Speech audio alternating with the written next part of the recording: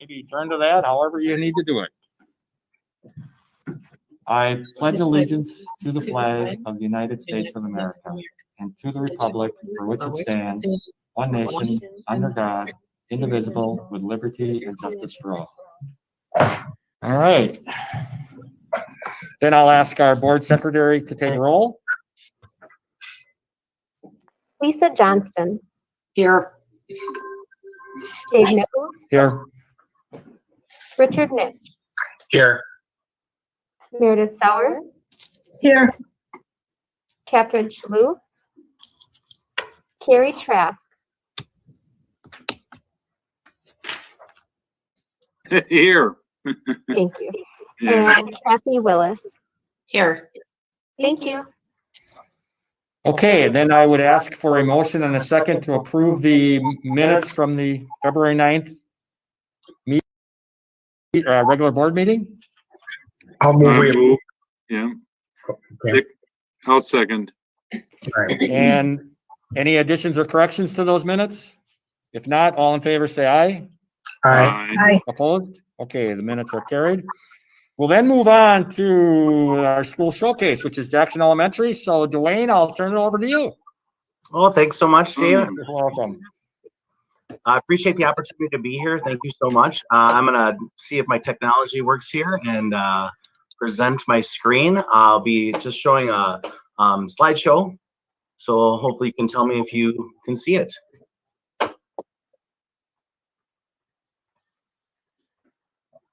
It's there, Dwayne. Thumbs up. Okay, awesome. Well, again, I just wanted to thank you all for giving us the opportunity to share really the great work that our team is doing here at Jackson Elementary School.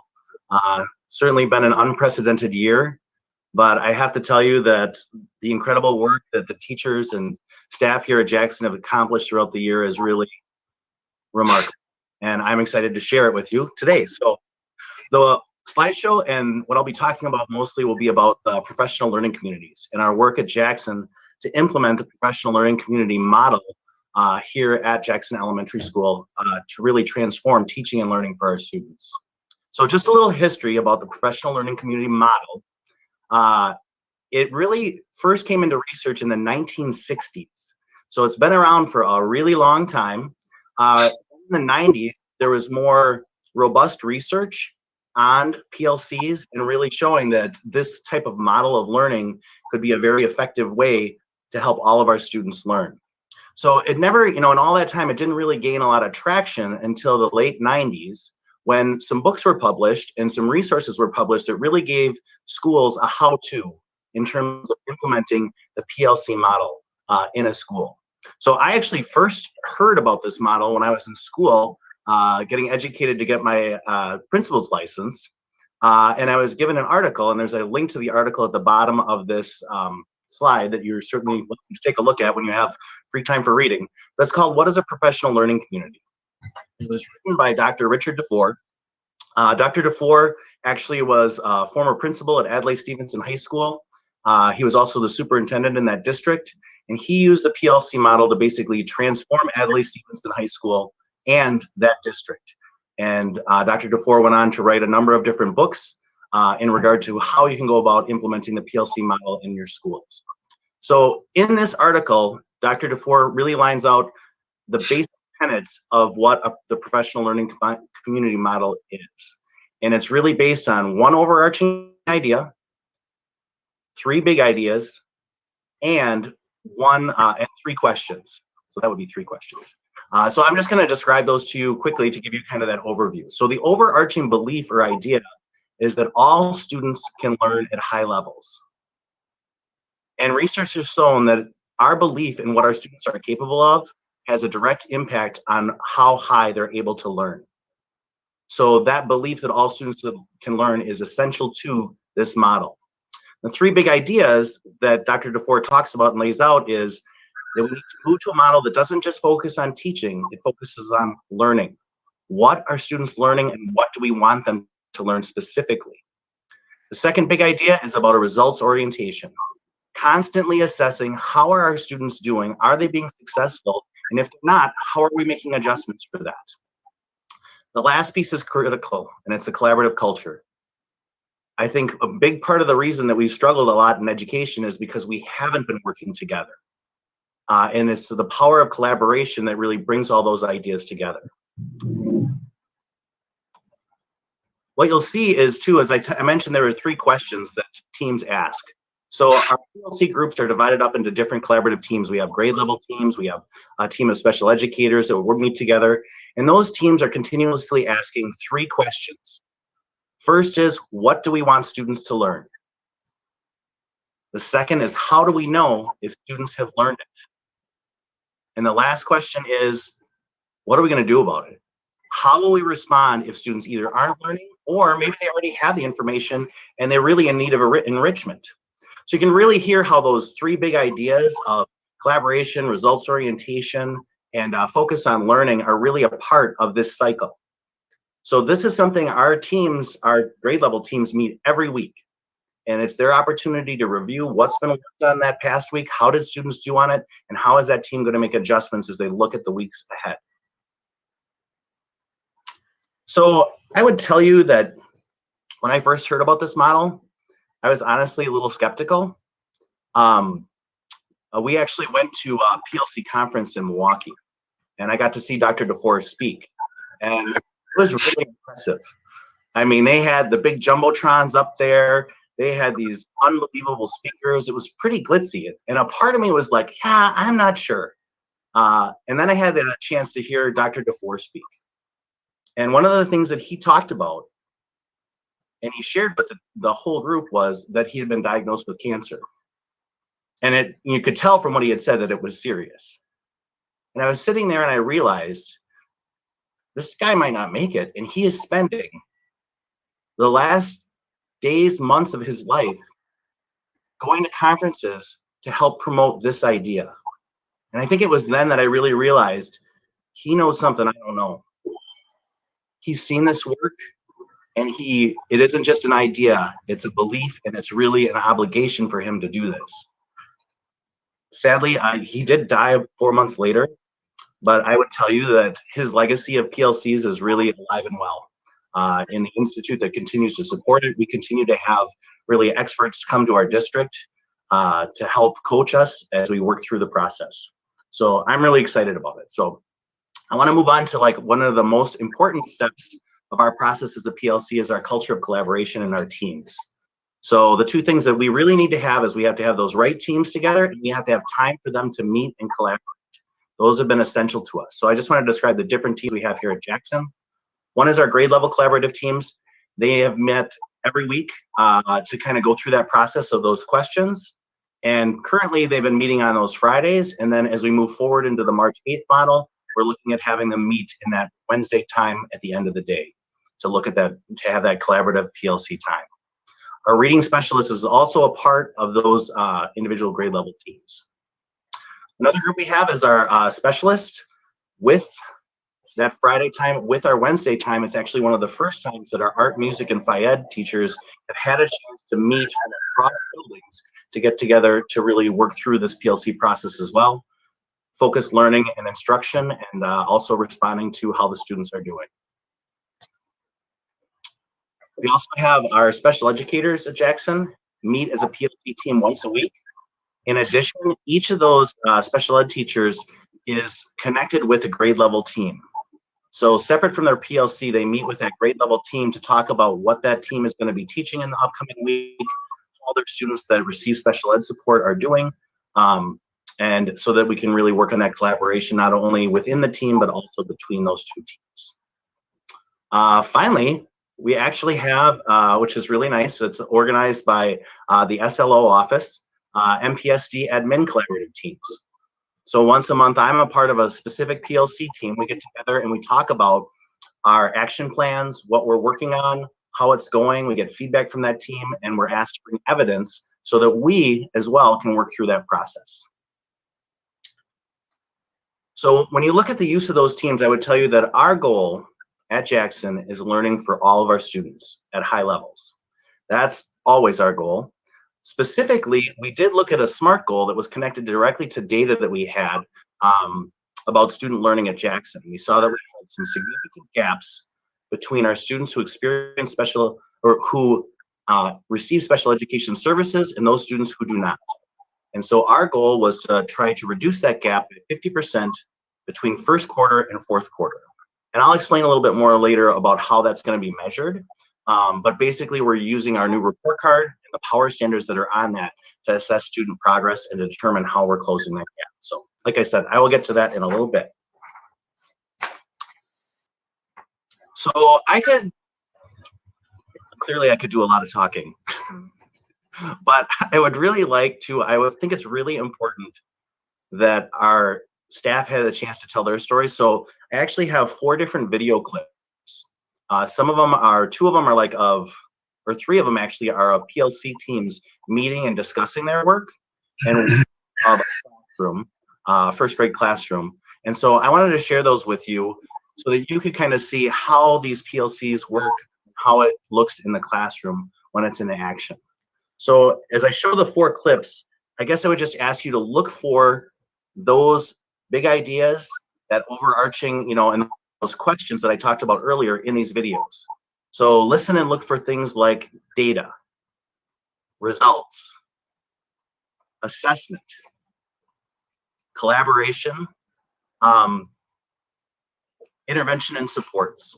So again, those are all things that are happening in that PLC process. And assessment isn't just our state assessments. That's happening all the time in our classrooms. In addition, you'll hear the word power standards. Just thought I should quickly explain that a little bit. Our power standards were selected by the district. And these, it's not all the standards, but these are the specific standards at each grade level in reading, writing, and math that we feel are most important for all of our students to have achieved by the end of that current grade level so they can be ready for the next grade level. So the district selected those power standards. They're also the same standards that you'll see reflected on our elementary report card for each grade level. So if you're ever wondering what are the first grade power standards, all you need to do is look at the first grade report card and you would see all of them listed on there. So this is kind of this is actually the standard in its natural state, which is the entire standard is written in our Common Core State Standards. But what teachers do is then they take this standard and they break it down into what's called learning targets.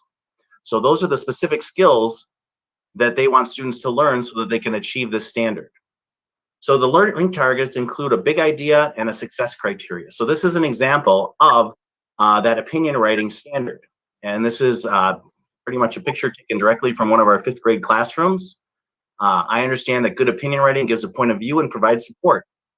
And then the specific skills are listed underneath it. I can include a quote from a source in my writing. I can explain why quotes enhance my writing. So again, one of the benefits of having these really focused targets is all of our 5th grade teachers are teaching to these.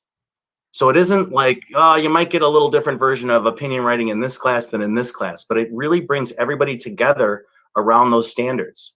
And that not only happens in the grade levels, but it happens across grade levels as well.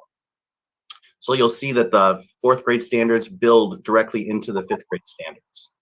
And again, that's a piece of making that, helping to create that collaboration and that synergy that really helps us all be working in the same direction and moving things forward for our students. Okay, so the first clip I wanted to show you is really some of those learning targets in action. So this is a 1st grade classroom. This is Mrs. Yeager's classroom, and she is teaching her 1st graders about the big idea is I can use pictures and words to become the character, and I can explain the feelings the characters are having. So she really was focusing on helping students identify characters' feelings and then feeling them themselves so they can better understand the story.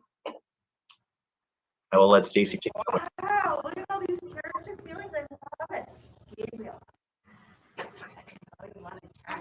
And at my book, there were 2 characters, a dog and a person, and the person so they all the person flew safely, and the person was like, huh? Like, cried back, and the dog ate all of the person food without the person even knowing. Gabriel, what word did you use to describe the character's feelings? I heard you use a specific word that described excited, and the other one started with an S. Do you remember what you said? I heard you say surprised. Is surprised a feeling that you can have, friends? Yeah. Yeah, surprised is. Good job, Gabriel. Anyone else want to describe what they have? All right, Nolan, go ahead. What are the characters' feelings? And this one there's like farm animals and like a kind of rabbit. Okay, so can you tell me how they were feeling and how you know that they were feeling that way?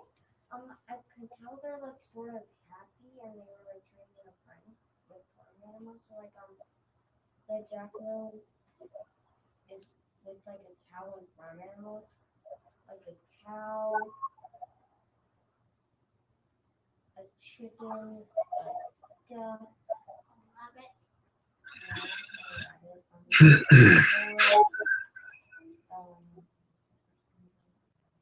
And how were they feeling? I'm guessing happy, and they were feeling a little bit happy with a little bit excited. Okay, Nolan, if you look up here, were you guessing that they were feeling that way because you were using the words? Or were you using the pictures to tell you that? Pictures. The pictures. Okay, what did they look like? Can you get up and act it out? Show us what they look like to show. So the little like kind of bunny was like this, and the cow was just like standing like a normal cow. Okay, very good. Oh, good. I like the way that you're using the pictures to help you to understand those feelings. Thomas, do you have one? So there's like a dog, and he needs like help because he's itching about his body. Okay, so how is he feeling? He's like he's scared. These itches are gonna be on him forever. Oh my goodness. And how could you tell that? Did the words tell you that or did the pictures tell you that, Tommy? What? The words did. Oh, very good. Awesome. Hey, friends, you are doing very, very well about explaining how you know what the characters are feeling by looking at the pictures and the words.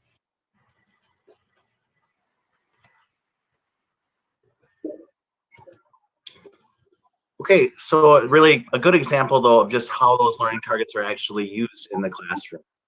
Wow, look at all these. We won't have to watch it again. Gabriel. So the next one is really a clip, an audio clip of our kindergarten PLC team, and they're talking about, and I was talking to them about their collaborative work with our reading specialists and how they are using that work to commonly assess kindergarten students in their reading. We always want to know how they're doing, but we were kind of forced to think outside the box and do something differently because we can't do a typical assessment that you see in other grade levels. So it was finding that way of what's actually manageable for us and realistic with a regular class, and having that data, but also still being able to teach and assess at the same time. Spending time with Melissa Buck, the reading specialist, and Natalie Christensen is our special ed representative. So using all of those people to help us create something that would be aligned with the power standards, would be specific to the learning targets and our success, big idea and success criteria. And what that looked like, kind of like Danielle said, like it had to be manageable. It had to be something that we could use and would be easy to pass from person to person, because there would be more than one person working with each of our kids. So again, just kind of that pre-planning and really working together to collaborate on something that would be useful for everyone. Tell me about the green book. I have the green book. There's the green book. So we put in a lot of the documents have to do with a pre-assessment and a post-assessment based on the unit and the specific learning targets that go with that unit, and kind of like the big look fors, the things that we're looking for to see if they have met those standards and the success criteria that we're teaching and looking for.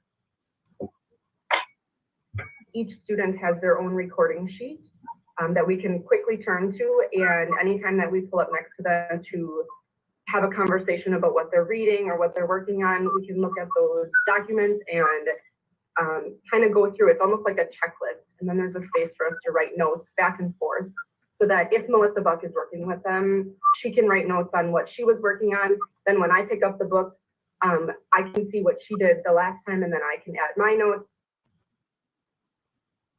I think we're all super excited about the co-teaching model and having another educator in here teaching with us and communicating with us back and forth, and just really meeting the needs of all kids, whether they need intervention or more of a challenge, and communicating and constantly assessing back and forth. So I think we're hoping to continue that model of co-teaching with Melissa.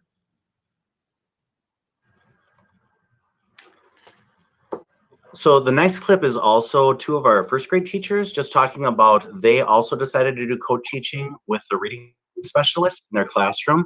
So they're just talking about their decision to take that step, and then also what they've been seeing as they've been doing the co-teaching process. So this is Dean Slager and Tiffany Brandis. We took the plunge because you don't know unless you actually try how it's going to be. And we started our first co-teaching this week, and it was a lot of fun. It was great to be able to work with, and we're doing the exact same model that the kindergarten teachers are using, where Melissa's teaching half of our students the reading aspect while I'm teaching the writing, and then we flip after that 20 minutes. So by the end of the day, I'm teaching the same lesson 4 times. I could read that book inside and out. I'm saying it in my sleep, but it has been very nice, especially with me teaching the writing. I've really been able to get to each and every individual student within that time. And I feel we've only done it 2 days, but I really felt like I was being able to confer with my students and really know them as a writer. In virtual land, writing was the most difficult piece to analyze and provide that differentiation and extra support. And I definitely felt like I'm gaining that back already within the 2 days. So it's been a lot of fun. I know my students are excited. I kind of agree with Dean. I love the small groups. We sat in, when I took my writing group, we sat in as close of a circle you can get with all the distance. And I was able to kind of get to them all, and it was really great, because usually in a writing class you can maybe get to only a handful. So it was really nice, and I was able to talk to every writer and give them some kind of support or idea to add to their writing. So loving it.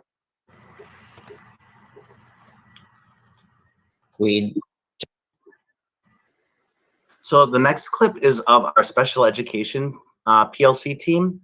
And this team has really done a great job.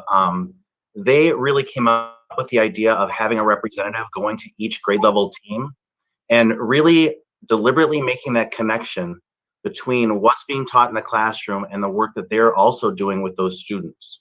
So in the past, we haven't had a great connection between those. It was more informal, and this formalized it. And one of the things they did is, even though they individually go to these different grade level teams, they take notes in a shared Google Doc that says exactly like, this student in 4th grade is experiencing these difficulties. Then that special ed teacher that maybe isn't in that meeting knows, oh, I need to check in with them. And they list also on the document, here are the specific learning targets that we're working on in 4th grade this week. So those special ed teachers can provide supports for the student in the classroom and also support that same learning outside of the classroom. I'll let them take it away. Well, I think it's been really helpful. We've gotten to know the learning targets for the week, what they're focusing on. That helps me in my classroom of what I can differentiate and either spend more time or less time on a certain concept. And I can also spend some time like reteaching concepts as needed to students if they're not understanding that as much. So to me, it's been really helpful knowing exactly what we should be focusing on, and then I can spend more or less time on those items. Yeah, I agree. I found it a lot easier to supply my students with materials in the classroom that are more appropriate for them. So now that I know what they're teaching ahead of time and what's coming up, I can supply that appropriate work for them at their level, and they can still be in the classroom with their peers and getting the instruction just at their level. So I found that really helpful, that I can provide that more for them. Same, Abby. Like, I was talking to kindergarten and they were talking about being able to talk about books and answer comprehension questions about books. And I asked them, do you guys ever teach the explicit differences between a who and a what and a where question? And they were like, no, but maybe we should. And so then I was able to provide them with materials for their whole class, and I like taught them different sign language for those different words, and just teaching kids explicitly that who means a person. So if I ask you who, you're going to be telling me a character from the book. And so I was able to make visuals for first grade, kindergarten, and for our reading specialist, and provided even like for kids who weren't getting it, some individualized materials that they could just practice those words with them. So that was really cool. Mm-hmm. Yep, I like getting together with the general education teachers because I like having the same access to the same instruction as their peers, my kids. And then I think it's nice to be able to use common language. So if they're teaching math, I want to be able to use the same language when I'm teaching one-on-one with my students. Yep. And I think it's really nice that we can share the responsibility for our students with the general education teachers. Yeah, agreed. Like the general ed teachers, now I feel like they actually know what kids are doing in speech. And they'll stop me in the hallway and tell me like, oh, you know, so-and-so is using her K sound, but I noticed that she's still not spelling it correctly, you know. And so then when she comes to speech, then not only do we say the words, but I also write them so that she can see how they're spelled as well. So those are things that I just never really did before, and are helping to connect what I do with what they're doing in the classroom. And it goes the other way. I love knowing what's going on in the classroom more. Sometimes I can feel so disconnected because I pull a lot of kids, that it's nice to know what's happening in the classroom and how I can push in the classroom more with those students and what's appropriate for them. So it makes me, you know, connect more with the classroom. Mm-hmm. I agree. I feel like there's more of a mesh now. Like we feel more of as one than like two separate classes. Like, yeah, if I'm pulling students, it doesn't feel so disconnected because we're still working on the same targets, the same concepts, instead of like two entirely different things.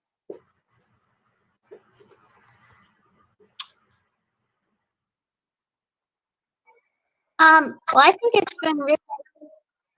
So one of the things that we did, or really, we haven't had any statewide standardized assessments for quite a while that we've been able to do because of the model we're in. But hopefully, as you saw too, that there's lots of assessment that are going on in the classroom. And so in order to track and see how are we doing, you know, to be true to that PLC model, you got to be bold and you got to look at results and you got to say, is it working or isn't it working? And if it's not working, you got to do something different. And if, you know, so that we can really get where we want to go. So what we decided to do is utilize and really leverage the fact that we have all of our power standards, the things we want every student to learn, reflected on a report card. And we decided to use that data directly to determine how students are doing and how our students that are not in special education services are doing in comparison to students who receive special education services. So when you look at these results, you're going to see that basically what we did is, like, if you imagined a standard report card that had A's and B's and C's and D's, we took all the students that don't receive special education services and said, let's look at all their grades. What percentage of those grades were A's? What percentage were B's? And then we did the same thing for students who receive special education. The difference is we are not using A's, B's, or C's. We use the numbers 1, 2, or 3. So a 1 is a student that's at the beginning level. They need some help on that one. A 2 is a student who is developing. They're starting to get there, but they haven't quite achieved proficiency in that particular standard yet. And a 3 obviously is a student who is considered to be proficient in that particular power standard. Something to think about too is that we don't expect students to learn these power standards like right away at the beginning of first quarter and they're like, oh, I'm done, I don't have anything else to learn. Really, it's at the end of the year when we want them to really have all the pieces of that standard. But what these grades reflect is basically at what level is the student operating right now? in terms of the learning targets they've been taught for each power standard. So let me just show you our first quarter data. This is for students that were at a 1. So they were beginning. So when we looked at our students without a disability and you looked at all of their grades, 11% of those grades were a 1 for students without a disability. Whereas our students with a disability, their level of a 1 was 36.81%. So you can see there's a really pretty significant gap between those two. A lot more 1s for students that receive special education services. Then we looked at the 1s for second quarter. When we look at second quarter, you can see that those percentage of 1s for students without a disability dropped to 4.3% significantly. Same thing happened for our students with a disability, dropping from 36.81% to 17%. That for us was a huge success. And you can see that gap where, you know, students with a disability had 25% more 1s than students without, second semester or second quarter that had been reduced to 12.7%. So the next level of 2s, which is that developing area, at the beginning of first quarter, there was actually very little difference between them. But then when you look at second quarter, you can see that like, whoa, what happened? You know, both of them dropped, but you can see also that the gap actually widened. And part of that reason is because if you have students that are going from a 1, you don't just necessarily skip to a 3, right? You're pushing them out of that 1 and into that 2. So it really was made a lot of sense to see that 2 actually, that gap actually grow a little bit. Lastly, look at our students that were proficient at the beginning of first quarter. We had about 59% of our students were proficient. 59% of their grades for students without a disability were proficient. And 31% of our students with a disability had grades that were proficient. Second quarter. 80% of our students without a disability were showing proficiency in their grades. 80% of their grades were proficient. 56.6% of our students with a disability were demonstrating proficiency. That gap went down by 4%, but I think what made me so excited to share this with our staff and with you, it's the growth that you see. Oh, I don't know if I mentioned that this was all done during a pandemic. When we were at virtual school and teachers would switch models like 3 times. I mean, I got to tell you, if we can do this now, you know, and I don't want to hang my hat too much on just these numbers because we got a lot of other work to do and we want to see how this works with state assessments. I was so excited by the work of our team. And I would tell you too that, you know, I was skeptical when I first heard Dr. DeFore talk about PLC models and the potential. But I can tell you too that I am a believer in that. I believe this model can truly help all students achieve at high levels and can help to erase that opportunity gap and that inequity in education. And I've talked to our staff about that too. Imagine if that can happen. What does that mean for those kids? What does that mean for their families? What does that mean for their futures? What does that mean for our society? It's huge, and I know it's possible, and I know it is my moral obligation to help make it happen. And I believe it can happen, and it's incredibly exciting to me, as you can tell. Okay, so just wanted to talk a little bit too. We've really at the beginning stages of engaging families. Probably the biggest thing is putting those power standards on the report card, sharing information with power standards about power standards with our families, and then also posting our big idea and success criteria in our virtual classrooms and in our regular classrooms, sharing those with students. The next step is really being specific about our feedback to parents about their children's progress, and then helping them to help us support those goals at home as well. Lastly, this is the connection with MPST milestones that the work directly connects to. I actually hesitated over the student engagement, but I included it because I really feel like those power standards, and when kids know what they're learning and they know how they're doing, that draws them in and actually gets them thinking at a much deeper level than when we were just saying, you know, basically trying to teach something without really explaining to the students, here's what you're learning and here's why you're learning it. You're learning to identify a character's feelings so you can understand the story better. And then you can share the story better with other people because you were able to identify those specific feelings in that. Well, I thank you so much for your time.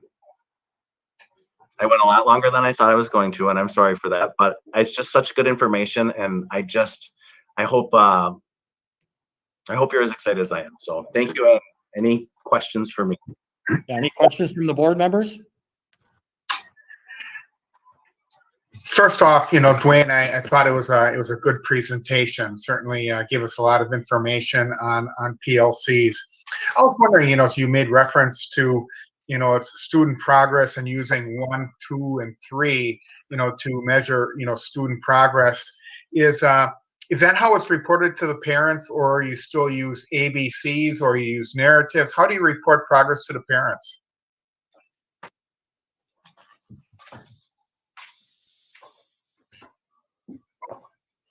I got really scared by your question. No, I'm just kidding. Mouth, click me out of the meat. Could you repeat your question for me, please? Oh, sure. I'm sorry. You had made reference, to measuring student progress using 1, 2, and 3, and I was wondering, if when you report to parents, report cards, your quarterly reports to parents, do you use 1, 2, and 3, or do you use A, B, and C's, or you do more of a narrative type of thing? We do 1, 2s, and 3s. There is a narrative portion as well. So actually, there's 3 different grades. There's like not assessed, 1, 2, or 3. So if it's not assessed, it means we haven't gotten to it yet, but we will get to it later. And then also the narratives where we can put down and explain more specific information in regard to that 1, 2, or 3. There's also a description on the report card that explains what a 1 is, what a 2 is, and what a 3 is. Okay. Yeah, and it is important because a change to the report card, I mean, that can be kind of confusing. So we did include information that actually was put right in with the report cards for first quarter, and yeah, want to make sure that they understand what it is they're looking at, and certainly teachers use conferences as well to clarify. So thank you. Okay, I've got one more question for you, Dwayne, and then you used the term opportunity gap on a couple of occasions. The first time I heard that or saw it, it kind of suggested to me, it suggested equal access, opportunity gap.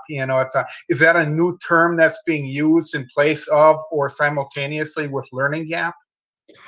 I think the reason I use it, Dick, I could just speak for myself, is that I believe achievement gap makes us think that some kids can't achieve as much as other kids can, whereas opportunity gap speaks more to if we can find the right way to teach it, they can learn it. Sure. We just have to find the right opportunities and the right way to present it and the right way to work together in order to make it happen. And for me, it better reflects that belief and that idea that all students can learn at high levels. So that's really the reason that I like it and use it. It is probably a more recent term that I've seen as well, but. Okay, all right, thank you, Dwayne. Thank you. Anything else? Good work, Dwayne. Congratulations on your success. Thank you, Lisa. It's the success of the team, but man, I'm so excited to be a part of it. And I appreciate too, all of your support and also the support of our SLO office admin team. Mark, thank you. This is something too that isn't just unique to Jackson. This is something that the district has been working on for probably 4 years in terms of the transformation into PLCs, and wouldn't be possible without all of the different speakers they brought in, and really the support and the time. The time to make it happen is critical. So really appreciate all of those things. So thank you so much. And thank you, Dwayne. Okay, we will move on to committee reports. We have one, that would be the curriculum committee. Meredith, I'll turn that over to you. Okay, so we met last week as a team, and we welcomed Carrie onto that curriculum committee, and had Pam and Jason kind of walk through what their office is responsible for, as well as, a day in the life in their office. And it was a nice overview of what the Student Learning Office does for the district.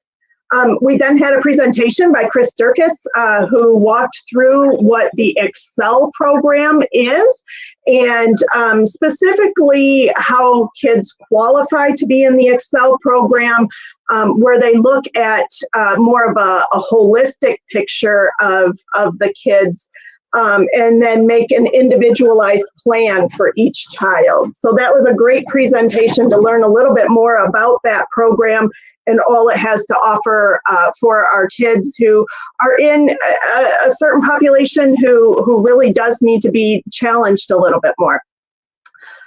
Pam then walked through our achievement gap reduction reporting, specifically as it relates to Franklin and Jefferson and reading and math gaps, achievement gaps, or opportunity gaps, as Dwayne put that really eloquently. Pam talked about that there's 3 different types of strategies that schools can use in order to improve and reach compliance. And both Jefferson and Franklin have used the strategy of using instructional coaching, simply because the other 2 strategies were very difficult given COVID and the fluctuation of being in person and blended and virtual. It just made a lot more sense to be able to work with those gaps in that manner. And so each school had put together a nice matrix that talked about where their baselines were, what their goals were, looking at their performance and what those objectives were, and then finally just talking about their mid-year progress. So at this point, there's nothing for the board to necessarily approve. It's more of an awareness of where those 2 schools are mid-year. And you can find all of that information within the board packet with the details. Mm-hmm. And then finally, Jason presented the time frame for being able to deploy the student and parent engagement survey.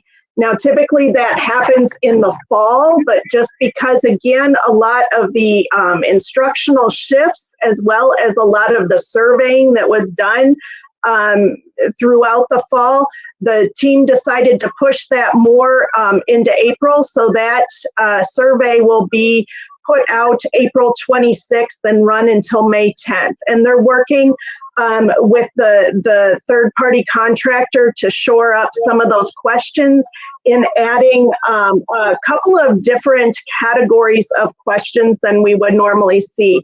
Not only looking at engagement, but also kind of adding an equity set of questions, as well as a batch of questions to look into next year to see what students and parent interest may be in continuing virtual learning as an option.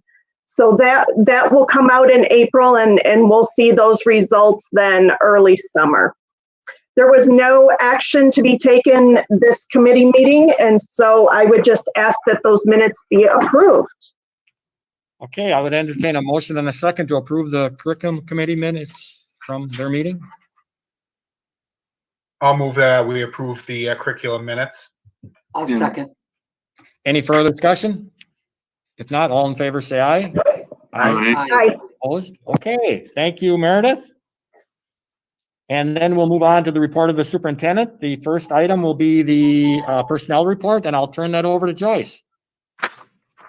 All right, thank you, everyone. In your board packet, you should have the personnel report.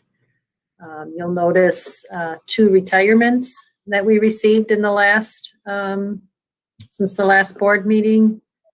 And then also the middle school co-curriculars for 3rd quarter. And then the remainder of the fall sport coaching stipends.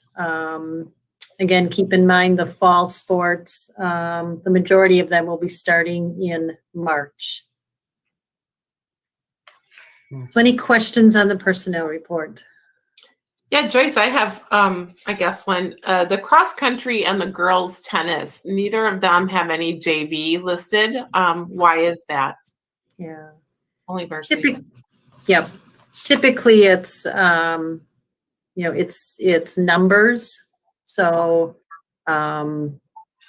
for cross country, there's a head coach and assistant coach for varsity and the same for tennis. So. Okay, so there essentially isn't a JV team for either of those sports right now, is that it? Yeah, well, I don't know if there's not a JV team. And Mark probably knows more about I think of the cross-country meets. Typically, they'll run a JV race and a varsity race. So there really is, but they practice together and they utilize the same coaches. Is that accurate, Mark? I want to make sure I answer your question. Actually, I can answer that since I was in that position. The cross country, tennis, swimming typically compete together, JVs and varsity, whereas say football, basketball have separate contests. They don't do that in those the sports we're talking about. Baseball separate, softball, but cross country, tennis, as we're talking about here, swimming, girls swimming is one. The meets include same day varsity together. So okay, thank you. Okay, I would entertain a motion and a second to approve that report. I'll move we approve the report. I'll second. Any further discussion? If not, all in favor, say aye. Aye. Aye. Okay, and then Joyce, you have the administrator contracts. Yeah, the other thing that is typically brought forward at this time of the year is the bringing forward to the board the approval of the administrator contracts. So there's a document there should be a document in your packet as well that lists the administrator contracts for 21-22, who's in their first year of their 2-year contract and who's in the second year of their 2-year contract as an administrator. So administrators, again, not unique to Manitowoc, whereas teachers typically get a 1-year contract, administrators have a 2-year contract. Okay. Joyce, is that a rolling contract, or it's after 2 years you need to approve another 2-year contract? Do you know what I'm asking? Sure. Yeah. So so for example, myself, I'm in my second year, or I will be in my second year of a 2-year contract. So in essence, right now, I have a contract already for next year. If I'm someone that's in my second year of my 2-year contract, if the board, if I'm in the second year, my contract will automatically roll over and renew for another 2 years, unless you'd go through the non-renewal process, which has passed. Right. Okay. Okay, thank you. All right, no other questions for Joyce. I would entertain a motion and a second to approve the administrator contracts. Dave, could I just make a motion to take no action on the administrative contracts at this time? You could move to them. If nobody approves a motion to accept them, then you can do that. So I'm just waiting for a motion and a second on the original motion, which would be to approve the contracts. And then if nobody does that, then you can do your motion. Otherwise, you can amend it if we get to that point. So that's where we're at right now. So does anybody want to make a motion to approve the administrative contracts? I'll move that we approve the administrative contracts. Do we have a second? I'll second the motion. Okay, now Lisa, you could amend the original motion? I'd like to amend the original motion to take no action on the administrative contracts at this time. Okay, so just so I'm clear on that, when would we take up action on them now? Because that would just leave it sitting until, well, we don't know. We don't know when that might be. It could be the next meeting. It could be into the future. Do you have any, do you want to postpone it, or do you just want to not take any action? Because that's essentially, that's a no. That's really not a motion. I would propose that we postpone the vote. Okay. Until April 13th. Till April 13th? Yes. Okay. The board meeting of April 13th. Okay. Okay, do we have a second to that? I'll second that. Okay, then we need discussion on the motion to amend. Yeah, I'd be interested in knowing the, the reasoning. Yeah. The reasoning is, I think it's dependent on the outcome of the referendum. I mean, right now we need to have latitude with our numbers and the contracts that we give, and unless that referendum is passed, no one is really safe right now. And so to be approving a contract for the next 2 years when we don't know where we're at as a district, I think could be jumping the gun. So I think it's not saying we don't want to approve it. I just think we need to know where we're financially at. And so waiting until that referendum is passed or not passed to make a decision about where we're at with contracts, I think would be prudent. I would concur with Kathy. So is there any policy that provides dates for when action has to be taken? Do we have that flexibility? I mean, by policy? You know, I'll turn it over to either Joyce or Mark to answer that. You know, what are the ramifications of delaying the contract approval until April? Okay, I think I have two questions. So the first one, Carrie, the state statute requires the board to take action on administrative contracts by January 31st if they're going to non-renew or not move forward with the contract. No action means we move forward with the contract. So typically, if the central office, myself, has a concern specifically with an individual administrator's contract, we would bring that to the board in November or December for a conversation so that we could provide a preliminary notice of non-renewal and go through the process in January. Since that didn't happen, the administrative contracts by statutes are rolling forward, meaning that we're rolling forward. There isn't a dollar amount that's assigned to that. In the actual contract that the administrators have, there is language that says that the board has the sole right to determine the number of administrative positions which will be filled during any given year, and that these needs change each year based on a variety of factors such as enrollment decline, reductions of state, and the like. Basically, what that does is it gives the board the authority to reduce administrators who are under contract if one of those areas falls.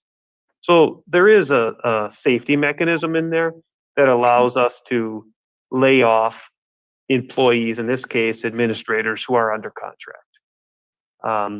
So I guess the ramifications can be sought. You know, the board could choose to push forward till April 13th and wait to see what that looks like from the referendum. If the referendum fails, the board has the right to reduce administrators based on the language in their contract. If the referendum passes, the board has the right to reduce administrators based on the contract.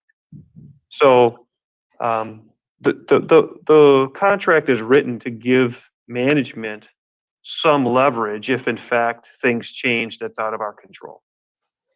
Does that answer the question? Would postponing this encourage any administrators that you are aware of to jump ship and, and take other jobs? I mean, this is kind of like, well, you're on thin ice, guys. So, yeah, I can't speak for the other administrators, but a vote to move it till April 13th is not likely a vote of assurance for any administrator. Right. It doesn't mean that it's not, it just means we're postponing it, but, you know, our administrators are contracted through the end of the school year, we say June 30th. So I wouldn't anticipate someone leaving in the middle of the school year. We typically have some transition of administrators each year. You know, you don't always know that till the end of the year, but, you know, would we be wiser to approve the contracts now and then use the loopholes later after the referendum comes through? I think part of it is about sending a public message that the board is willing to take whatever steps necessary to make our district work. And that no group, that no group is really safe if this referendum doesn't pass. And we were talking about $4.3+ million that we're going to have to deal with if this referendum doesn't pass. And so, you know, would it be okay to, you know, approve administrators, but then we don't approve teachers? I mean, I think it needs, we're all in this together. It's not about a lack of confidence with our administration. It's just saying that our board is responsible for everyone and we're all in this together. So that's how I personally see it. I don't see it as like picking on one group. Okay, So I've heard it. Yeah, it's a public perception too.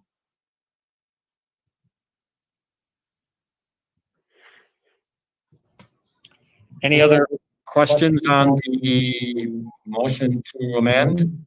I guess I would just articulate that we've articulated on a regular basis how much we appreciate our employees and how much they work. And I just want you to be conscious of that. We have 20 great people who are doing really great stuff, and I would be remiss if I didn't tell you that. And I wonder if in fact we had a different employee group coming to the board at this time, if we would be choosing the same action. That's a serious conversation. You need, I mean, it's your job to think about that. But we have 20 people. You heard one today who's passionate about their role and responsibility. So I just want you to understand that, you know, I will promote whatever the board decides, but just understand that. Yeah. Again, it's, for me personally, it's not a lack of confidence in that group of people. It's just merely letting the public know that, again, we're all in a level playing field here, and the board will do what's necessary to make our district work. So yeah, like if you talk about Dwayne right now, like there's no doubt he has an incredible devotion to his students and faculty. And so for me, that's not what it's about. Would we then be looking at taking the same action with our teaching staff and our other staff members? Not approving contracts until we're certain of what the referendum results are? We would have to, Dave. We would have to. I agree. It's we're trying to level the playing field here. And we're just looking at the practicality of what are we going to be looking at after the referendum. So okay. I'm just trying to be realistic, Dave. That's all. Sure. Yeah. But so I mean, the postponement is based today, obviously, on the administrative contracts. Mm-hmm. But the intention is that this applies to all employees until we have certainty to our whether or not we have the additional revenue from the. It would have to. Right? It has to. I agree. And maybe that's the way the amendment should read then, so that we're not singling out one group. Maybe the amendment instead should read that the board will hold off on any continual contracts until after the referendum, period, not based on one group or another. Sure. I would go along with that. I would be fine with that. Yeah.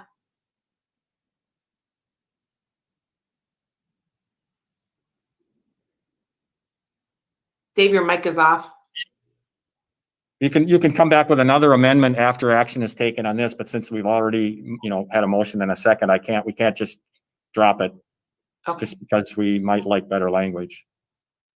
So, okay, if there's no further discussion, I would ask for a motion, or I would ask for a vote on the amendment to the original motion. All those in favor of the amendment, say aye. Aye. Aye. Opposed, no? No. Okay, that's defeated, so we're back to the original motion. Now, if someone wanted to amend that, we can do that. If you choose. I would amend the motion to say that the board will not approve any contracts until after the spring election / referendum vote, regardless of status. Okay, do we have a second to that? I'll second Could that. I just maybe, Did we get a second? okay. Lori, did we get a second? Okay. I second. We can have a discussion. All right, go ahead, Mark. So I just want to clarify, because I don't want to get caught. We're talking about employment contracts for 2021, 22.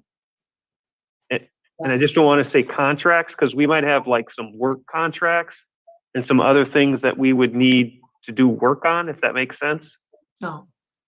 So I think we're talking about, I understand what you're asking. I just want to make sure that we're clear on employment contracts for next school year. We're not promising anybody anything at this time. Yes. We get a friendly amendment on that one. Or an assumption, maybe, yeah. Yeah, I would insert the word employment and also putting in the caveat of 21, 22. Yeah, that would be easier to do than what the original amendment was. Yeah, I agree. That's just a language issue there. Mhm. Any further discussion on that amendment? Just one thought. I understand the rationale, it's in doing what we're looking at possibly doing. I'm just wondering if it doesn't send a message, that suggests a lack of confidence in our ability to pass the referendum. Well, I wondered that too. with you Yeah. because I'm not going to support the amendment because I believe we have the ability to make the adjustments that we need to make if we are not successful. I agree that it likely does send a negative message. The majority of those employees aren't watching this meeting. They don't know the intention of anything that comes up. They're not part of the discussion. The only message they're going to get is that we're denying their contracts at this point. And that'll get around social media. It'll get all over the place, and it won't get around the way that we intended. I'm on a Zoom meeting right now. The way that the amendment is intended. So that's a challenge that's in front of us. Right? Thanks, Steve. I agree. So, any other discussion? Any other comments on the amendment? I'm sorry, I just want to clarify. We're also assuming that we're coming back on the 13th to approve those? I'm not sure if I heard that in the amendment as well, or we're assuming that. Yeah, Meredith, in the amendment, she indicated after the spring election, which would be our meeting of April 13th, or at least that would be our regularly scheduled meeting. So she did indicate that, yes. So any other discussion? If none, all those in favor of the amendment to the original motion, say aye. Aye. Aye. And those against, say no. No. No. Okay, it's 3-3, so the amendment fails. We're back to the original motion. Anybody have anything? I mean, there's still methods of amending if you choose. It can't be similar language, but it can be something just different than that might go in the same direction. So I'll leave that open for you. Yeah, I understand, the public perception thing, but I'm also concerned about, the message we're sending again, in regard to our confidence in being able to pass, the referendum. It's that, Mark's information sharing, that we still ultimately have, the ability to make adjustments to our administrative staff, even if we do approve. It's it makes me feel a little more secure that if we have to go down that road, we're capable of doing so. I know there's a certain insecurity, that comes, it's with not sure if you have a contract or not. It's when you hit that timeline, and I'm not sure I want to do that to our teaching staff, especially, it's during the course of this year. I have a question. When do we approve the teacher contracts? Last year, I believe we did not approve them until June or July. Does that sound right? When do we approve teacher contracts? Mark? Joyce, do you want to, I want to say we approve those typically in the board meeting in April or the first meeting in May. There's a statute there that we would follow. Yeah, That's typically April. Yeah, typically it's in April. The statutes would say that teachers, we have to generate or distribute teacher contracts no later than May 15th. Oh, okay. So usually early, it could be the first meeting in April. Sometimes it's been the second, but it would occur in April. So why is there the difference between doing administrators now and waiting for teachers until, say, May? Why that time difference? Most of it falls under the statute, and some of those have changed, but the statute for renewal and non-renewal for administrators is different than for teachers. Okay.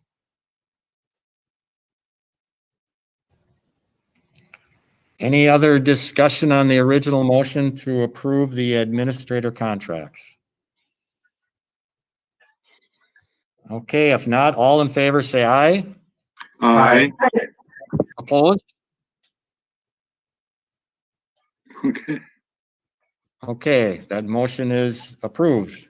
And then we'll move on then to the second Friday enrollment numbers. And I believe, Angela, if you're there, that would be your presentation. Thank you. Yes, hello, good afternoon. In the board book materials, you had a summary of the January enrollment counts and open enrollment. Our district enrollment, you can see in the charts included over the past 2 years, it has declined. And from September to January, it's down 1.29%. And it's overall proportionate across the grade levels for the number of students enrolled in each level. For open enrollment, our numbers are lower for the numbers of students coming into MPSD, and then has increased out. And that's likely, as we've discussed in other meetings, due to the delivery of instruction models with the pandemic.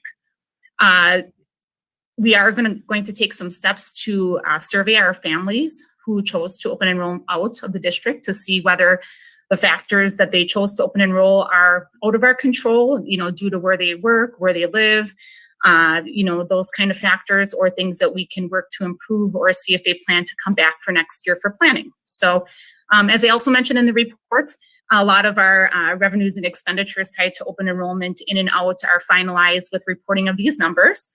And just tied to the enrollment audit that we're under this year, we've started to work on assembling the materials for that to provide for our auditors. So I'd be happy to take any questions. I found the number on that first page, grades 1 to 12, changed from September, a -63, an alarming number.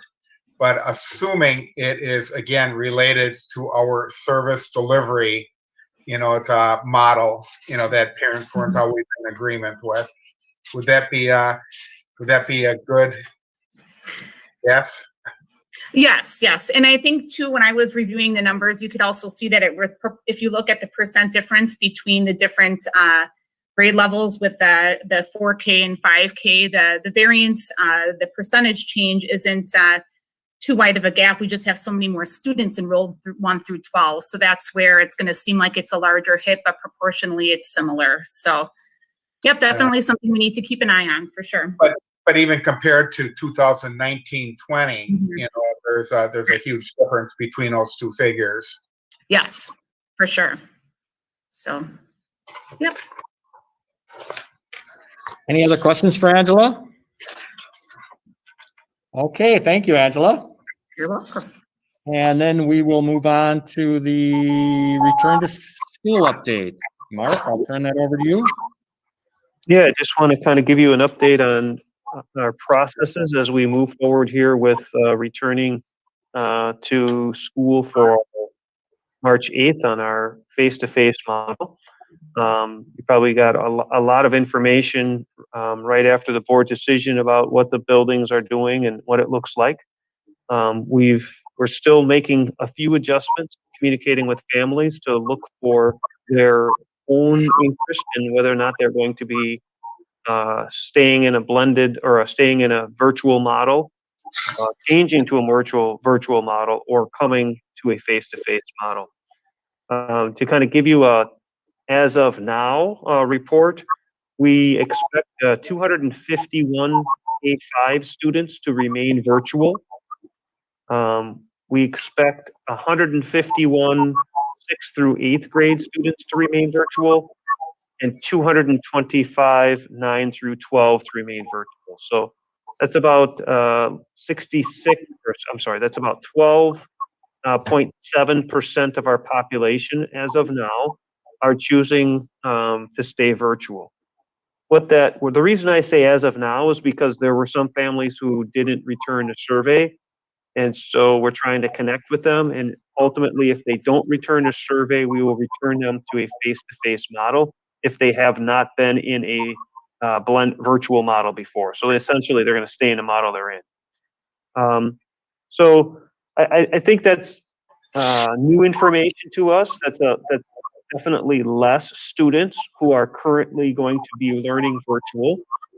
We will need to make some adjustments, and we're in the process of communicating with those elementary virtual teachers. We had 23 virtual teachers in the elementary grade levels, and we will have 12 because of the reduction of numbers. We had 450 kids who were virtual in elementary, and now we have 250. So we're seeing those processes. We're also then working out the logistics in the classroom and making sure that we're trying to, within the buildings, put the students who are coming to us into classrooms so that they're kind of assembled and watching the class sizes and not trying to put all of them in one and half of them in the other. So those pieces are happening. We've had lots of meetings about shared staff because that wasn't something that we were doing before. So people who we need some additional help at the middle school or the elementary school for specialists. So we've worked through those processes. And then in the end, we're working really hard on just making sure that we have all the protocols in place and all the safety pieces in place in order to make sure that we do have a safe and welcoming building on March 8th. So I'll pause there and see if there's any questions that board members have or information that they'd like to receive. Mark, do you have any updates in regard to vaccinations for teachers? Yeah, so we have been communicating. We did a survey of our staff. I could probably give you that information. It might be interesting for you to see that. Let me just real quickly jump onto that screen. We had 654 responses. Of those 654, 467 said yes, they'd like to participate in the vaccination. We had 12.5% said, I've already been vaccinated or began the process. That's 82 members of our staff. We've had 24 that said, I'm going to seek the vaccination on my own. And we had 80 that said, no, thank you. I'm not going to seek the vaccination at this time. So the plan will be, we will hear on Friday what Holy Family is seeing. And then on probably on Monday, we'll know for sure if in fact we have 467 vaccinations. Our plan will be Thursday and Saturday would be the vaccinations for our staff. The 4th and the 6th. And again, we would have, obviously times for them to sign up for, and they would go there and take care of that. I won't know probably until Friday's the hope, and likely Monday, that depending on when the state lets Holy Family know if they received the number of vaccinations we're requesting. That's yeah, What I'm hearing is they could have that first vaccination shot prior to March 8th when you plan on going back Right. face to face. That's the plan, but again, we have no control over whether that's going to happen. We just have all the plans and everything. We got all the data information from our employees, and we're ready to go. So if they give us the vaccinations that we're asking for, we will be ready to go. Well, let's hope everything falls into place. Yes. That's encouraging. Mark, you think that if we do have our teachers all vaccinated at essentially 2 different days, I've been, and correct me if I'm wrong, but I've been hearing that there are a lot of issues with the second vaccination with people just having downtime. So I think that even though we may not have a response to that right now, we should anticipate some of that with subs or have plans in place for having a large number of teachers out for a day or 2 at that time. Yeah, so the first vaccination is, if it goes as scheduled, is I think the 4th and the 6th. Then the second vaccination would be the week before spring break, which would put teachers getting it Thursday and Saturday, assuming that we get the vaccinations, and then they will be off. We won't have school on the following Monday, Tuesday, Wednesday, Thursday, Friday. Oh, okay. How that works. That'd be great. Yeah. Hopefully There were a couple. I mean, I don't remember. There were a couple of emails from Lincoln teachers who were saying that, you know,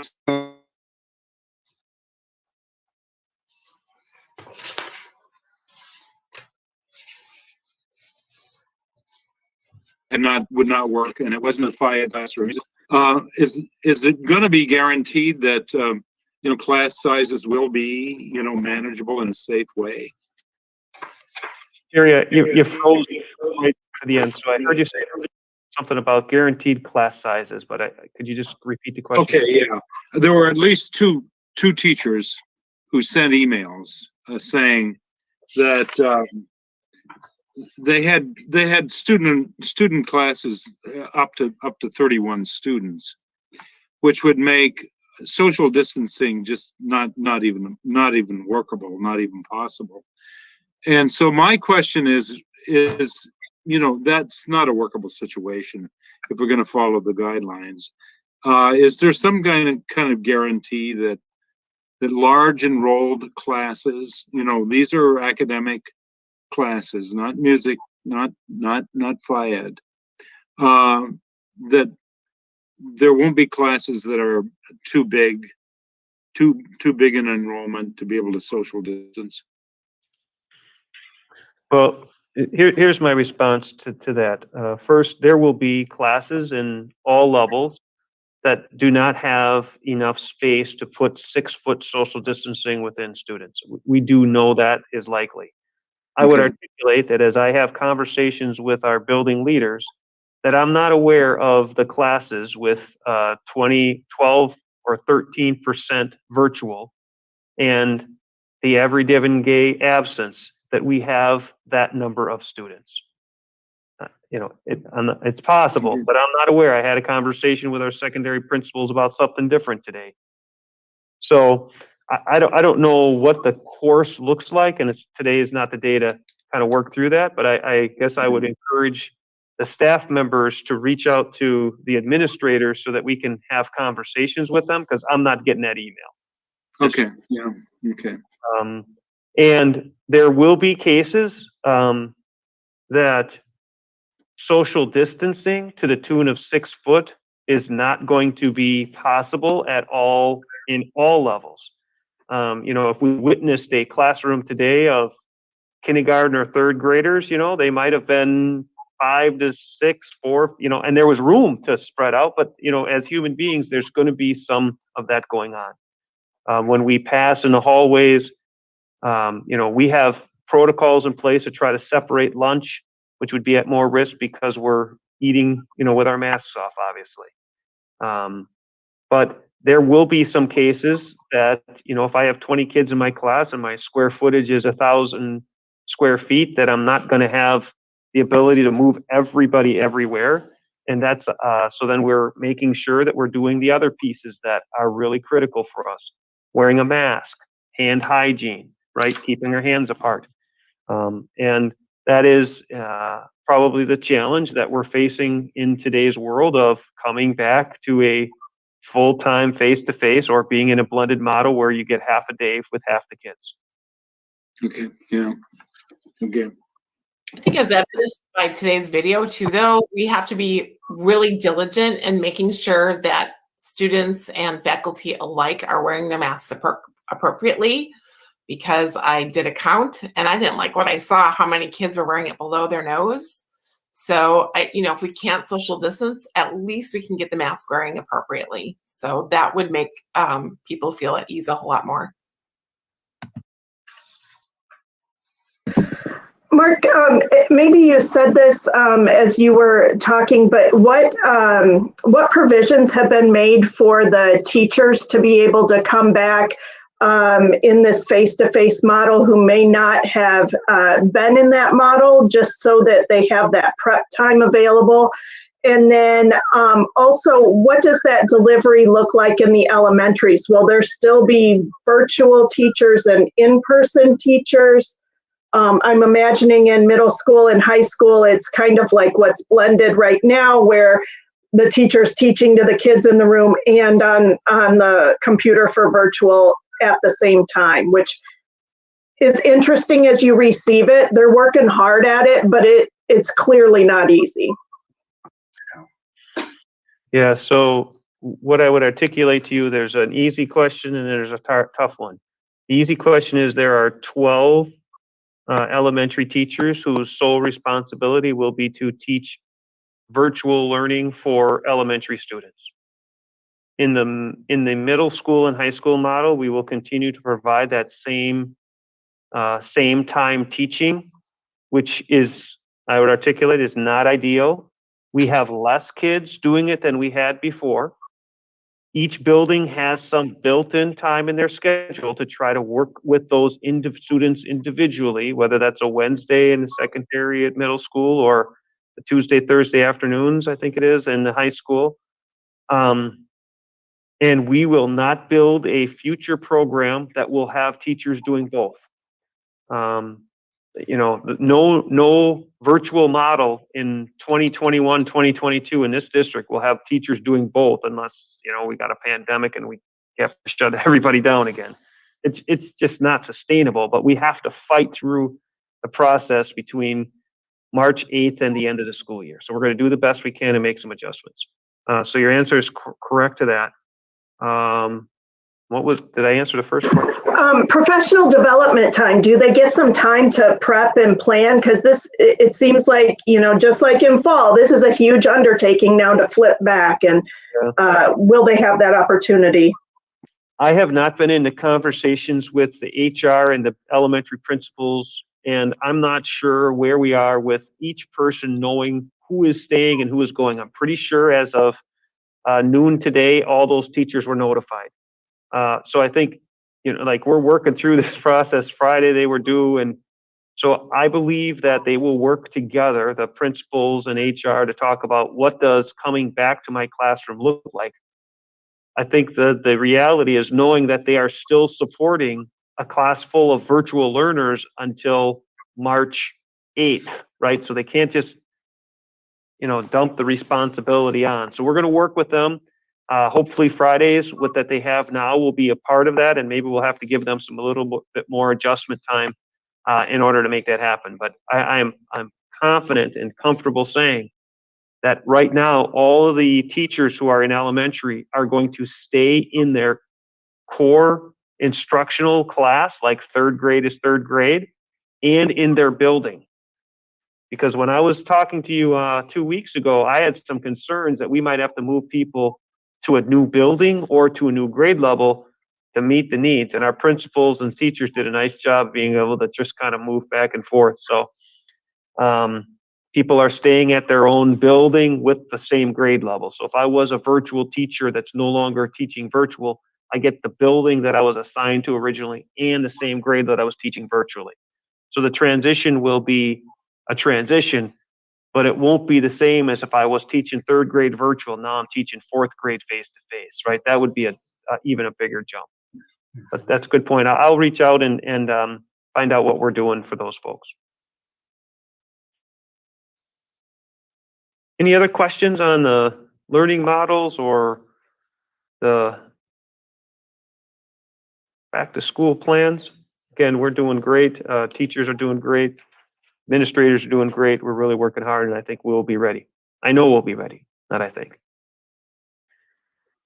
Okay, I'll move forward then and just give you a quick referendum update. I think it's important for us at each time here to have a conversation about the referendum and give you some overviews. I'm going to present my screen and give you a really quick presentation, talk to you about a few other facts, and then I'll share with you what's going on and what I'm doing. But one of the things I want you, and I think I say you and public to know, is that the Manitowoc Public School District is not the only district moving forward with a referendum. If you do some research last year, you see in April there were 60. In November, there was 51, and this April, along with Manitowoc being one of them, there's 54.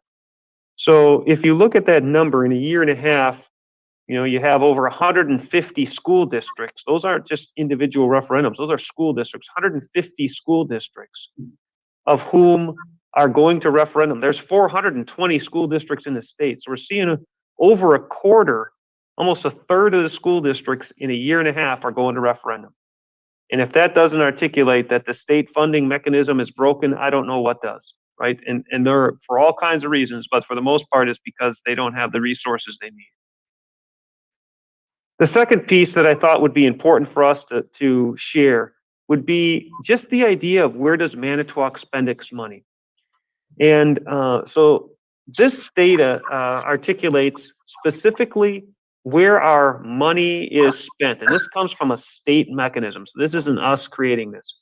And the 3 areas that I want you to articulate is that the Manitowoc Public School District spends 61% of its dollars on instruction, comparable to the state average at 53%. So we know that even though the state of Wisconsin, on average, is spending more money than we are, we're spending more money on instruction than the state averages.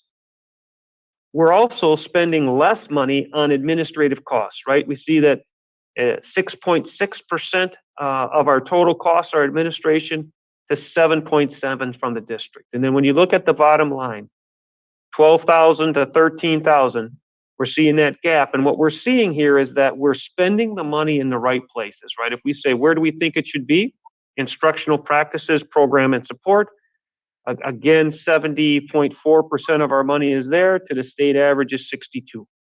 I think that's a strong communication piece. The last 2 pieces comes from the lead research study that was done in this region. And maybe you recall the Vision 2022. And it asks our public to rate the value of the following items and the impact of the future, right? And they rated our schools as number 1 and our youth as number 3 in terms of how important these are impact. And maybe even more assuring is that they talked about the quality of life in our community. And this is our community saying that K-12 education is the highest area quality of life of all. So when we talk about what we should do and what the referendum means, it's an investment in our future.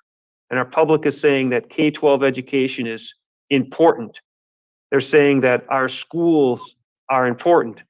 And we're saying we're spending the money in the right areas. I think those are just some key talking points that I would just share with you as we move forward. Just to kind of give you a quick update, I know we're a lot of time here, but I have had an opportunity to meet with 3 different parent organizations in the evenings, sharing the presentation. I've finished about half of the school, so I go into a school meeting and share this information. We are planning a postcard that will go out in hopefully the first week of March or towards the end of the first week of March that would articulate just the facts about when the vote is, why we need the money, and how we would go about utilizing the resources. Just kind of for your information, I'm working on 3 potential community presentations, and we'll communicate those out to the public, but they're March 11th, March 16th, and March 24th. Those are all at 6:30 p.m. For sure, the 11th and the 16th will be virtual. We've seen to be able to capture a lot of audience in that virtual model. I don't know if the 24th, it could be a face-to-face model. I'm open to that if the public has interest in that.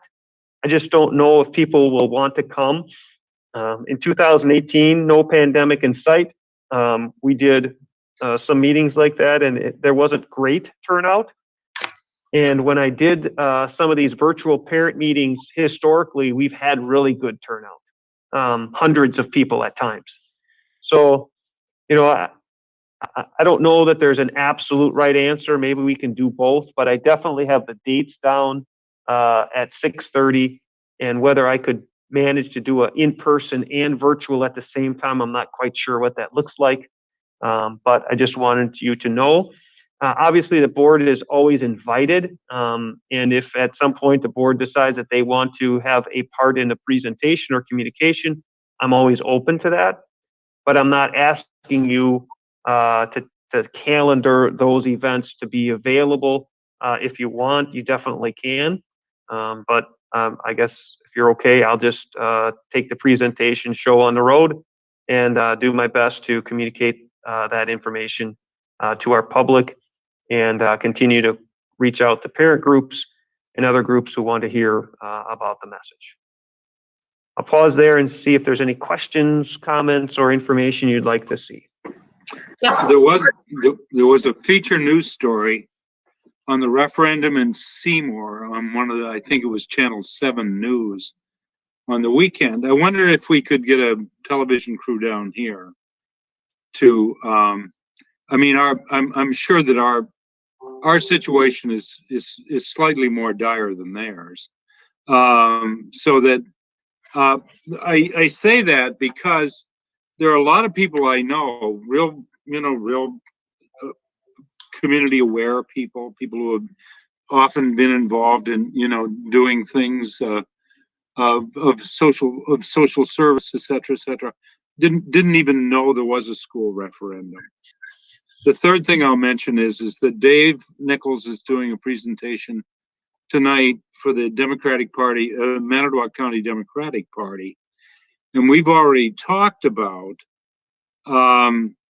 sending postcards and making phone calls to our network, which is fairly extensive, not just including people who are dues-paying card-carrying members, but people who are very positive about supporting the schools, and I think that should help. Mark, it may be interesting if you could, I don't know if there's some PTO members who may be able to stand alongside you and say, here's how this impacts me as a parent. When you're doing those presentations to folks, it just kind of may personalize that a little bit more to help the common person really get a grasp of how that may impact their child. I don't know if there's anyone in those leadership roles who may be interested, but that may be just a different aspect for folks to hear alongside your presentation as well. Yeah, that's a good idea. I'll reach out to a couple of those folks and see if there's some, even if I could create a video that could be inserted if they don't. That's a good idea. Thank you. Our last meeting, Meredith had the suggestion that we run some billboards. Has any movement been made on that idea at all? So I would tell you that as a district, we're not allowed to spend money on the referendum to promote it. We can just promote the facts. So the outside organizations, people who want to support the school district or their one idea, vote for or vote against, can do that. But we really can't spend money on like a billboard because you would see it as a conflict of interest. The district spending money to promote their own interest. Even if it was a neutral, it's difficult. So we have only, and I think the feedback that we've been given from both the School Board Association and the state's legislation has been mailers are fine, like signs or billboards are not. Now again, I could look into it a little more if you felt like that was really important piece, but that's generally the guidelines we're given. Like, be cautious about that. And even when we send information home, you have to send communicate information, not vote yes or vote no. Right. So you're still really on a line there. But I feel like we're communicating with parents and families of kids in our district, right? But as Carrie stated, like there's a lot of people who aren't aware there's even going to be a referendum. So, we only have so many people in the community who have kids going to school right now. It's those others that we need to inform them also. So I don't know how to go with that. I was just questioning. Sure. The mailer will go out to every address in the MPSD school district. Okay. So that's definitely, and we would communicate the inputs, the public input sessions and the presentations. I will do a little bit more research on a billboard, but again, I think there's some general guidelines that I've been given that says you really have to be cautious about spending public dollars in order to promote your referendum. Okay. And then Mark too, what can we do as a board? I feel like so much is sitting on your shoulders with all of this. What can we be doing besides talking to people? I mean, does it help coming to some of these meetings? What can we do to help? I mean, I don't want to sit just side. Yeah. So, as an individual board member, you have the right to communicate any interest as an individual board member. So if you're part of an organization, and if you're, a member of a committee, reach folks whom you have access to reach is absolutely within your appropriate protocols as a board member. So that's what I would encourage. I mean, the board, if you want to attend or present something or be part of the presentation, we definitely can do that. I just generally appreciate you wanted to help. And so I think you have a group of folks probably in your social network that you would want to communicate with regularly. And I think the fact is that if people ask you, what about the referendum? You have I hope I'm giving you enough information that you can give them a 30-second spiel or a 30-minute spiel, depending on how much time they want to spend with you. Yeah. I do think there would be some advantages to having some board presence at your meetings, though, so that it shows that support, even if we didn't present, but just we're even there, depending on what people wanted to do. I think that would be important. So again, it doesn't look like it's just coming from you, but that it's, that we are all in this together. Yeah, I'm definitely open to that. We have a board meeting on the 9th. Right now I have this first one scheduled for the 11th. I guess what I would want to do, is try to find out who's interested, right? If more than a quorum is interested, then we need to post it, which is fine, right? Just want to make sure that we do that. So we'd want to think about who's interested, and then how would we go about, like, what would be your role? It doesn't, if there's a virtual meeting and there's, 65 people present and you're just one of 65, then people might not even know that, you're a board member. So we'd want to define, like, how do you, maybe you open up the whole meeting and say, hey, I'm board member and this is what I feel, this is what we want, and then, kind of work together on that. So I think what I'd like to do is I'll send those dates and times out. If you're interested and you're comfortable with communicating something, right, at one of those meetings, you would respond back to me like, yep, I want to do something at one of these meetings.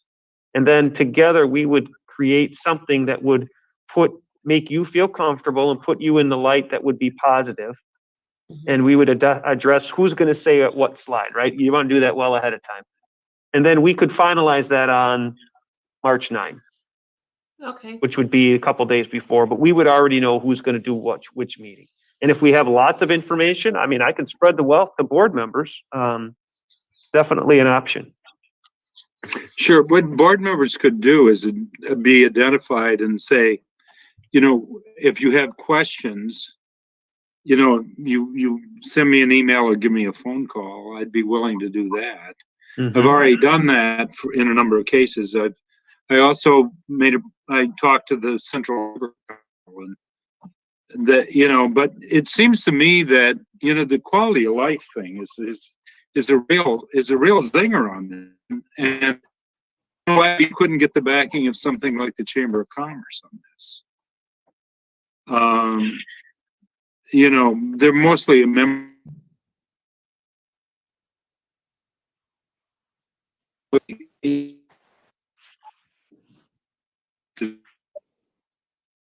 and voters that would put together a program on this, but they need lead time in order to be able to organize that. So, and I know Mark can't ask that, but some of us can. Like I say, the Democratic Party will be very supportive of this, the membership and the network. I know it's a non-partisan thing, but Democratic Party is for a good society. So,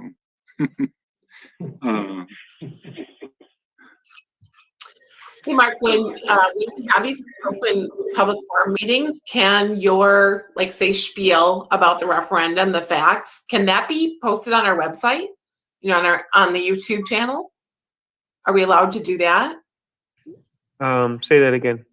When you say our public forum meetings and you put something together to speak to the public, can those facts about referendum be added to our YouTube channel, the MPSC YouTube channel, for views?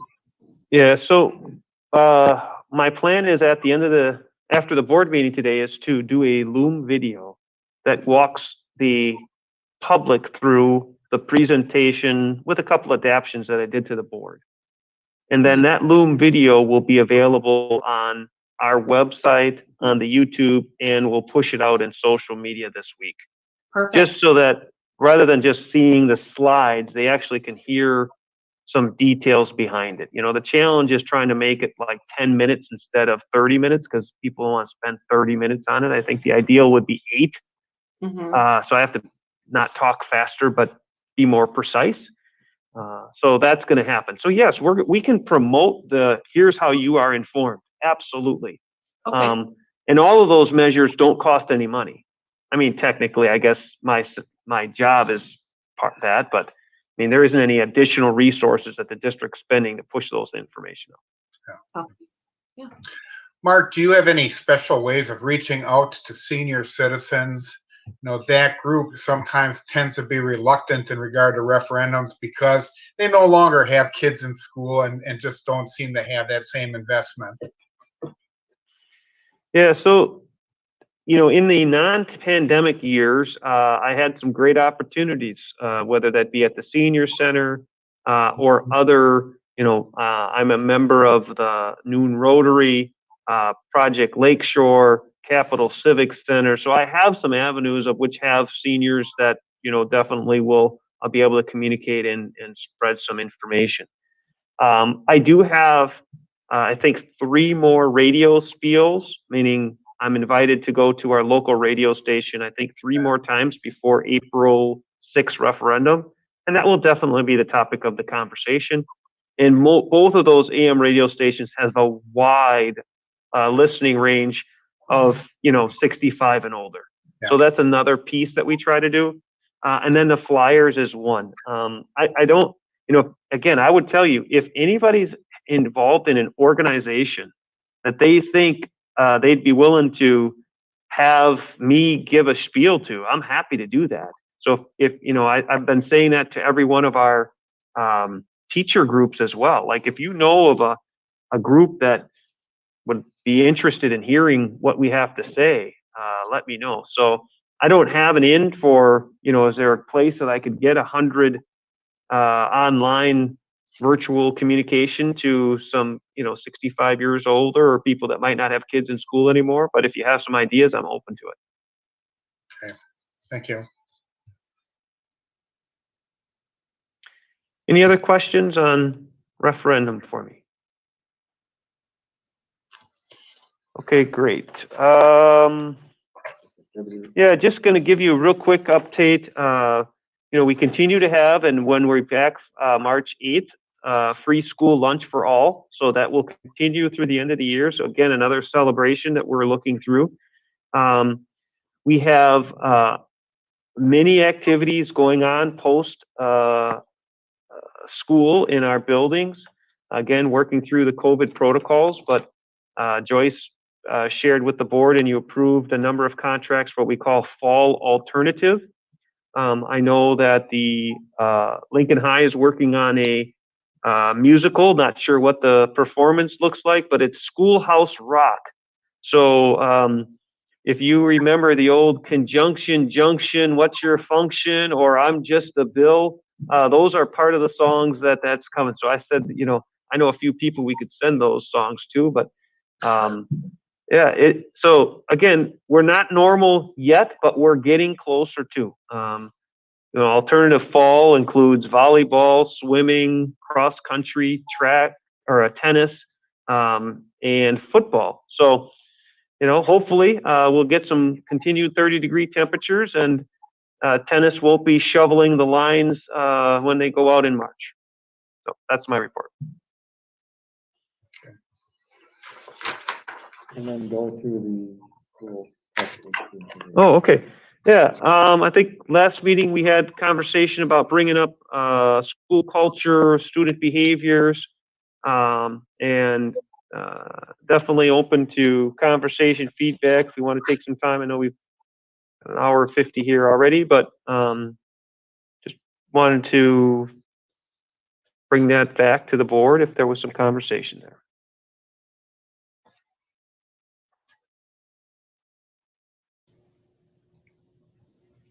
Okay, I guess that's about it. Thank you, Mark.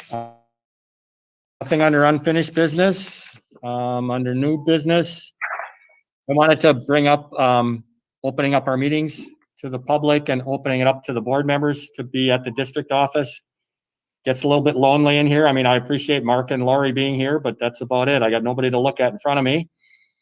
We would still retain the virtual option for those who aren't, wouldn't be coming down here, but we want to open this up, our meetings again. We're opening up our school. We have, looks like at least a dozen chairs that we can set out here for the public. If there was public input, the public would show up here and do it. I wouldn't do it virtually anymore. That we would just do in person. So I just kind of want to know, who else would be interested in being down here at the board office? Carrie, Richard, okay. Well, starting the second meeting in March.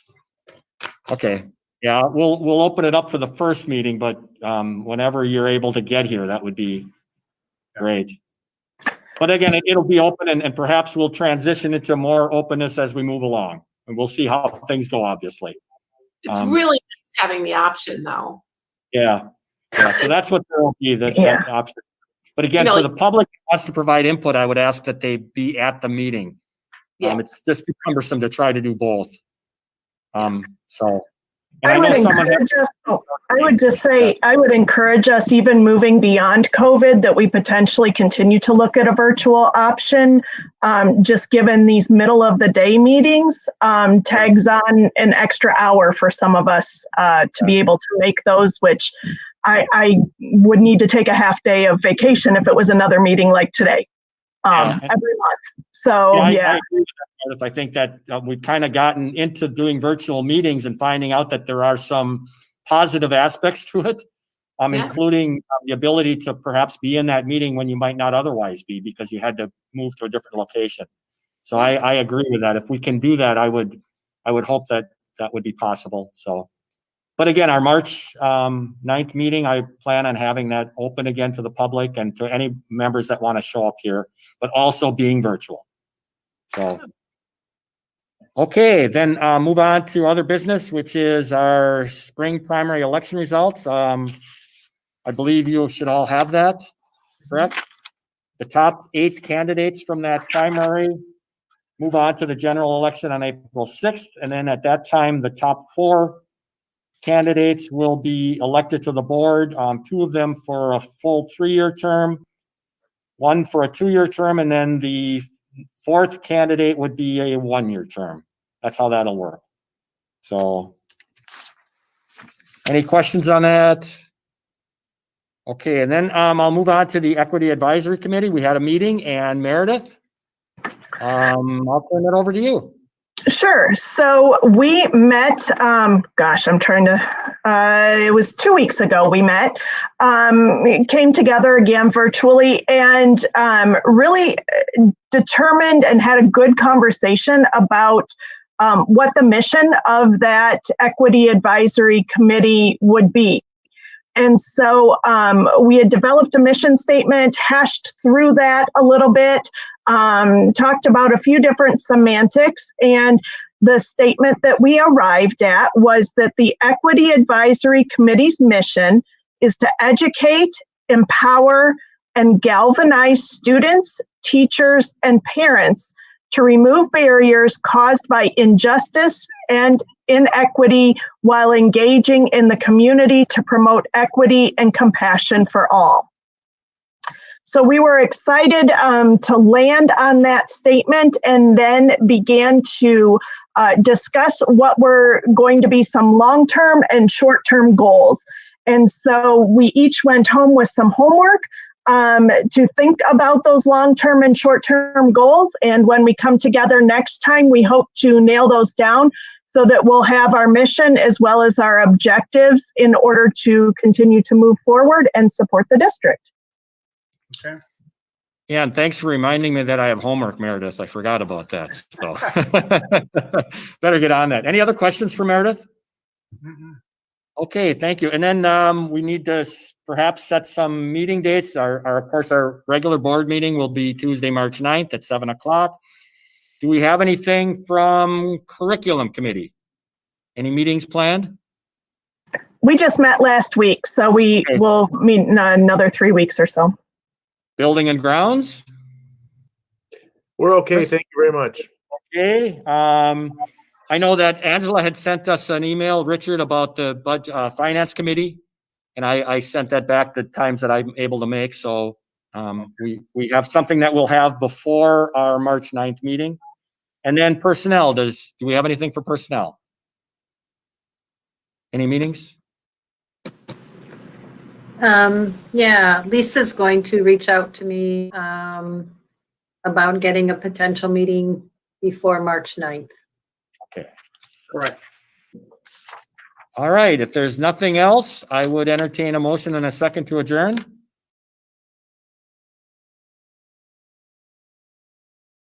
Second.